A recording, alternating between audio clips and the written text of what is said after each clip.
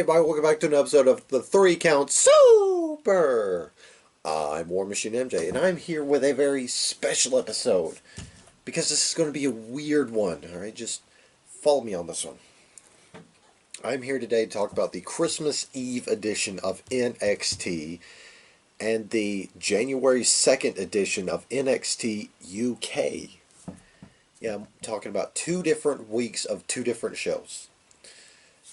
It's weird because the December 26th edition of NXT UK was a year-end review, and the New Year's Day edition of NXT was just the NXT Awards, as well as the reveal for the Dusty Rhodes Tag Team Classic bracket.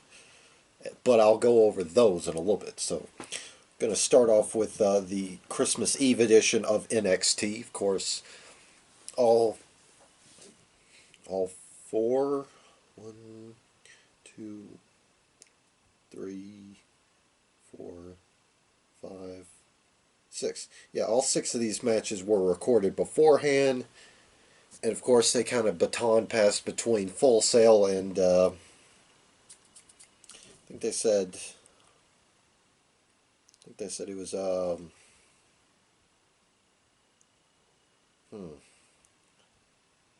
Brooklyn, that's what it was. It's between Brooklyn, where SmackDown was the previous week.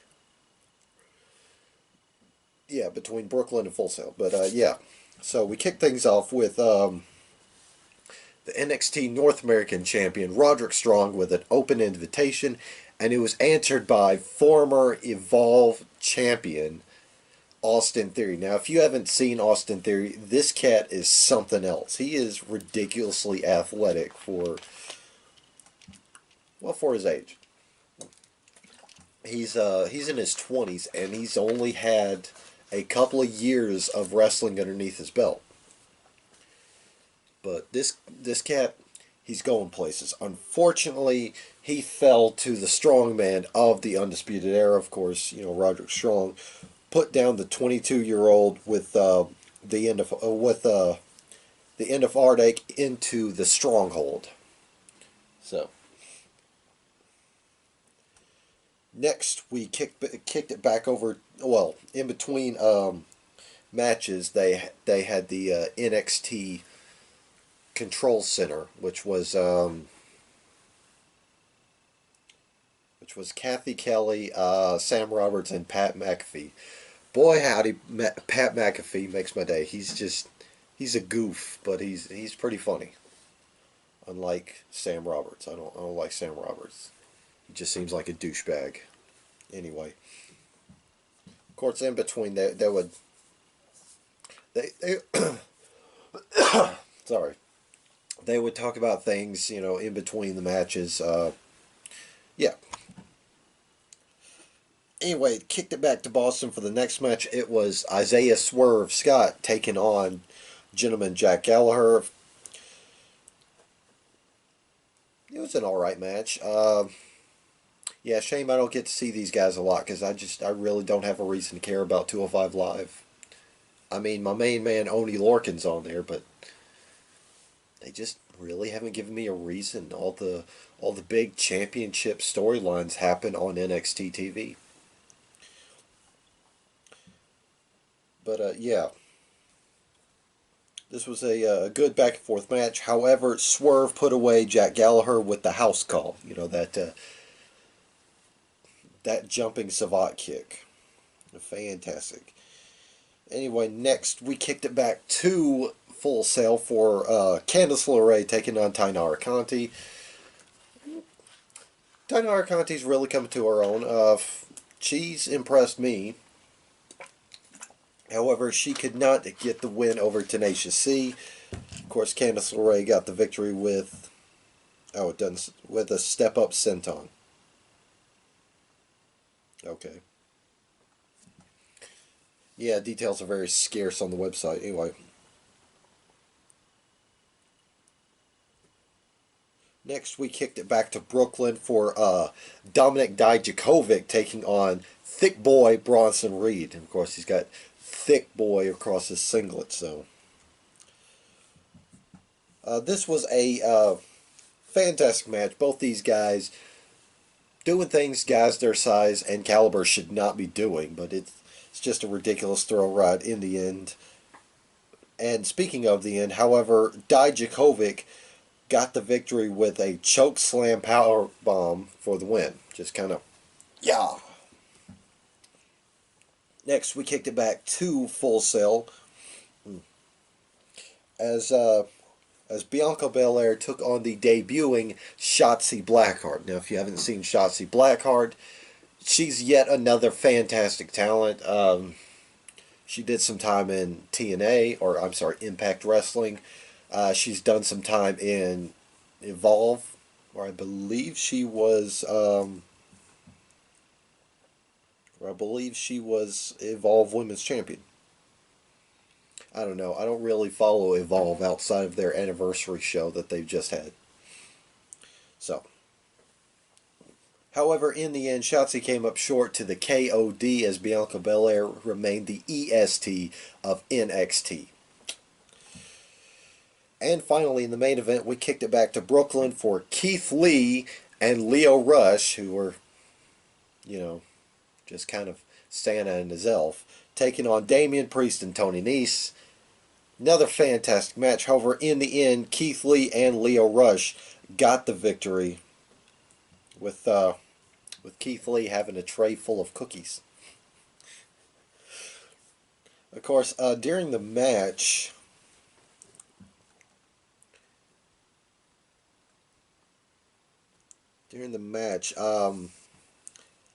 I believe Tony Nese got catapulted over commentary and wound up taking out Tom Phillips, and he seemed pretty salty about it.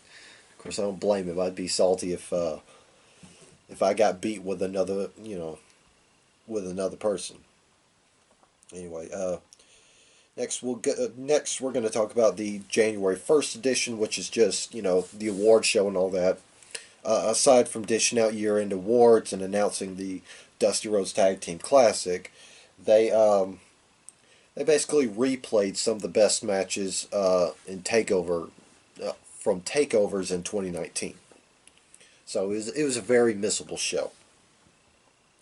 As far as awards go, we have Undisputed Era winning Tag Team of the Year. Adam Cole winning Male Competitor of the Year. Shayna Baszler winning NXT Female Competitor of the Year. Gargano and Adam Cole won Rivalry of the Year, which that was a fantastic rivalry. Dakota Kai won Future Star of the Year award, which big things are in her future after that heel turn.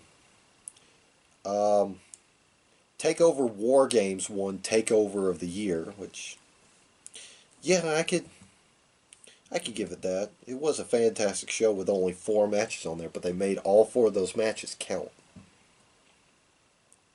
Keith Lee won Breakout Star of the Year, which, hell yeah, they finally gave him the platform and he ran with it. Johnny Gargano and Adam Cole got Match of the Year with their 2 out of 3 falls from New York. Another fantastic match. And overall competitor, of course, went to Adam Cole. So Adam Cole just straight cleaned up. And as far as the tag team, Dusty Rhodes Tag Team Classic. Okay, thank you. It's an old phone. They announced what's going to be looking like. And it's going to be, the format's basically NXT versus NXT UK. With, I'm guessing the,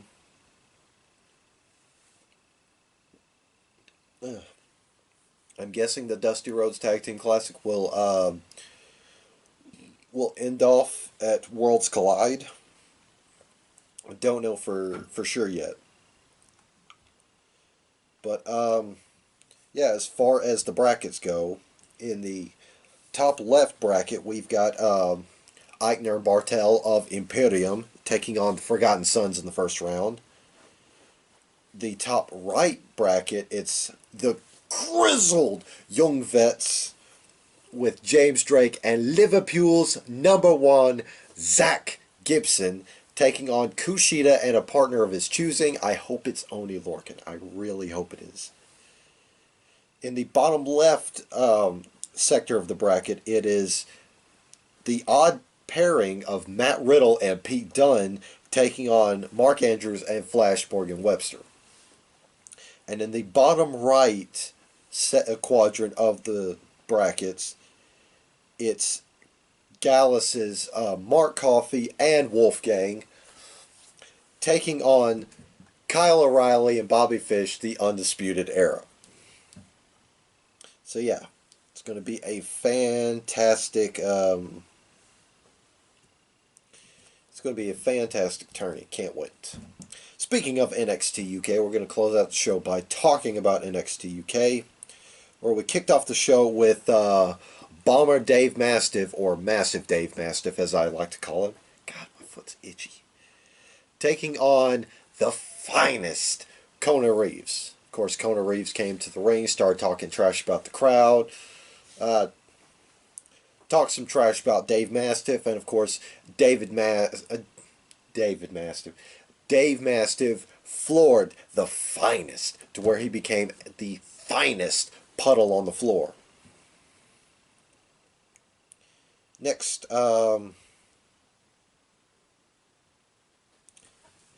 next we had a segment between Toni Storm and Piper Niven. Basically, Piper Niven trying to justify her actions and basically apologized for what Kaylee Ray has done to her, just gotten into her head, played all sorts of nasty mind games with her. Of course, Toni Storm called Piper Niven to the ring to apologize, and then she asked Piper Niven to do her a favor and step aside from that women's triple threat match at TakeOver Blackpool.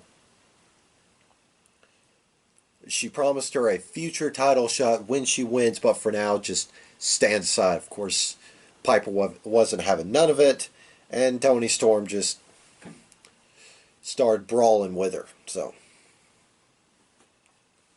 yeah, they were brawling before being parted by the referees, and of course, the aforementioned women's champion Kaylee Ray was sitting there watching the fireworks go down.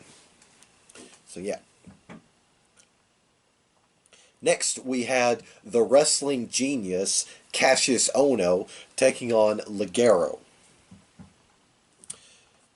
Basically, this is a rematch from the last time they met up, where Cassius Ohno tried to rip off Ligero's mask.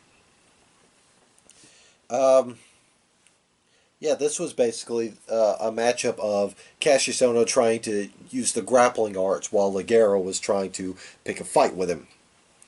In the end, however, Cassius Ohno got the victory with the Cassius Clutch and just continued to show that he is the greatest British wrestler alive.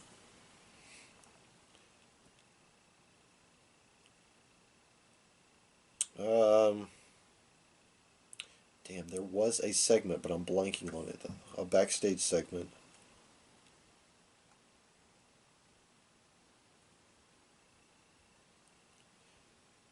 Yeah, I'm blanking on it.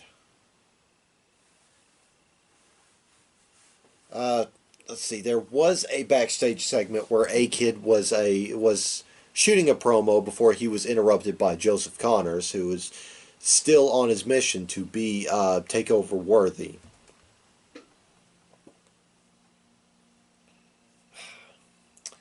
Damn, I cannot for the life of me remember the segment, because somebody was running their mouth backstage. Yeah, they were running their mouth. I think it was Jordan Devlin. I think so. They were running their mouth saying how they're the best and how nobody has stepped up to beat them. And, of course, they were greeted by, oh no, it wasn't Jordan Devlin. Somebody else. But anyway, yeah, they were greeted, of course, by Dave Mastiff, who basically said, "All right, you're on." I forget who it is, and It's bugging the crap out of me right now. But yeah, they just, throughout this episode, they made a couple of big announcements or just reiterate some matches for TakeOver Blackpool. Of course, we've got the Fatal 4-Way Tag Team Championship ladder match between the champions, Mark Coffey and Wolfgang of Gallus, taking on Eichner and Bartel of Imperium, taking on Flash Morgan Webster and Mark Andrews, taking on the grizzled young vets, James Drake, and Liverpool's #1, Zach Gibson. We're also getting Joe Coffey versus Walter for the NXT UK Championship. I don't care if it's the WWE UK Championship. It is the NXT UK Championship, which that's going to be a barn burner. We've got that women's triple threat match between Kaylee Ray, Toni Storm, and Piper Niven. And of course, we're getting Trent Seven taking on Eddie Dennis. There we go. The returning Eddie Dennis. But yeah, anyway, back to in-ring action. As next up, we had a tag team match. Ashton Smith and Oliver Carter, who were winless going into this match, taking on the Outliers, the team of Riddick Moss and and Dorian Mack. Of course, Dorian Mack, best known otherwise as Dan Matha, who got destroyed by Samoa Joe. Every time I think of Dan Matha, it just puts a big smile on my face. Yeah, long and the short of this match goes, the Outliers celebrated just a bit too early, allowing Ashton Smith and Oliver Carter to pick up their first win in NXT UK. And finally, in the main event, we had a no disqualification contest between Ilya Dragunov taking on Alexander Wolf. Boy, howdy, was this an ugly looking match. Ugly in a good way. They beat the absolute shit out of each other. In the end, however, the Madman of Moscow got the victory. However, after the bell, Eichner and Bartel rushed the ring, and all three members of them Imperium boys beat down on Dragunov. And as Walter came out to watch the carnage, Joe Coffey just kind of sucker punched him and ran off before Imperium could catch it. So yeah, can't wait for TakeOver Blackpool. So that is NXT, the Christmas edition of NXT, a rough rundown of the January 1st edition of NXT and the first NXT UK of the new year. So that being said, if you miss Rod's face, I'm sorry, let me try that again because nobody misses his face. If you miss his opinions but not his ugly face, he has a podcast, Prime Talk with Rodimus Prime, on the Castbox app. Check it out. That being said, I'm War Machine MJ, and I will see you guys next time.